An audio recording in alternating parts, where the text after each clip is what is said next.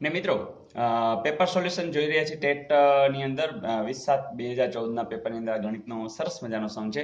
પણ તમને હવે જોતા જ ખબર પડી જાય છે કે આવું જે પોઝિશન હોય કે બંને સરખા હોય, એકમાં વત્તા હોય અને ઓછા હોય, એટલે તરત તમને યાદ આવે કે ઓલું x + y અને x - y જેવું છે.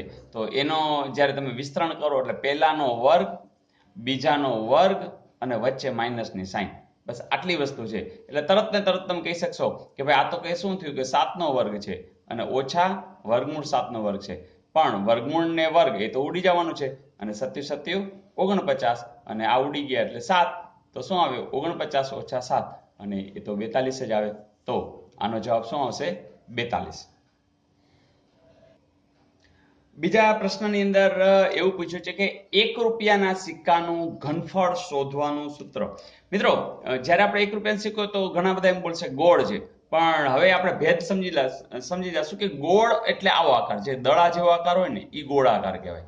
તો આ ગોળાકાર છે, પણ રૂપિયાનો સિક્કો કેવો હોય છે તમને ખબર છે કે આ રીતે હોય, બરાબર ને? હવે તમે વિચારો છો કે રૂપિયાની થપ્પી વિચારો છો, હે ને? તો રૂપિયાની થપ્પી વિચારશો એટલે તમને તરત સમજાઈ જશે કે આ આકારને તો આપણે કેવો કહીએ છીએ? આ જે આકાર હોય છે એને કેવો કહીએ છીએ? યાદ કરો. યસ, એક્ઝેક્ટલી, નળાકાર કહીએ છીએ. આને કેવો કહીએ છીએ? નળાકાર. અને નળાકારનું સૂત્ર તમને યાદ જ છે કે ઘનફળ શોધવું હોય તો શું આવશે? πr²h. તો આનો જવાબ શું આવશે? πr²h. ધારો કે ગોળાકારનું પૂછ્યું હોત તો તમને યાદ જ છે કે શું આવશે? 4/3 πr3. અને આ તો તમને યાદ જ છે ને, કેનું છે? લંબાઈ ગુણ્યા પહોળાઈ ગુણ્યા ઊંચાઈ, હે ને?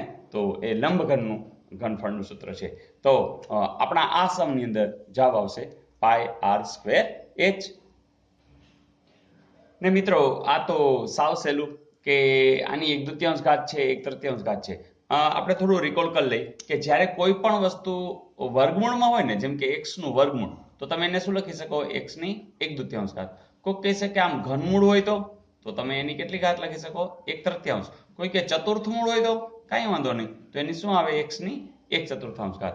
તો અહીંયા તમે સમજાઈ ગયું હશે કે 0.25 છે એનું શું તમારે લેવાનું છે? વર્ગમૂળ લેવાનું છે. એટલે કે એવી કઈ સંખ્યા છે કે જેનો તમે વર્ગ કરો તો 0.25 આવે? તરત જ તમે કહેશો સાહેબ ઓલું 0.5 ગુણ્યા 0.5 કરીએ તો ખબર છે કે બચું 25 અને બે આંકડા પછી પોઈન્ટ મૂકી દો જોઈએ, એટલે કે આવું થઈ જાય. ઓકે, તો આ એ જ રીતે આનો વિચારો કે ભાઈ 8નું ઘનમૂળ શું થાય? તો 8નું ઘનમૂળ તો 2 થાય, પણ અહીંયા 3 વખત છે એટલે તમને ખબર પડી ગઈ છે કે 0.2 0.2 0.2 એમ કરો તો 0.008 થાય. સ્વાભાવિક છે કે આ 0.5 નો વર્ગ છે, એટલે હવે તમારે 0.25 નું વર્ગમૂળ કરશો એટલે આવશે 0.5 અને આનું ઘનમૂળ કરશો એટલે આવશે 0.2. હવે તો આ પોઈન્ટ બંને જગ્યાએ કાઢી જ શકો છો.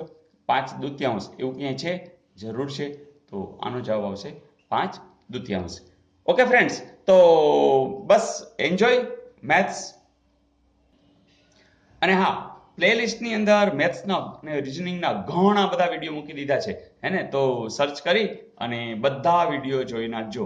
ઓકે, તો ઓલ ધ બેસ્ટ.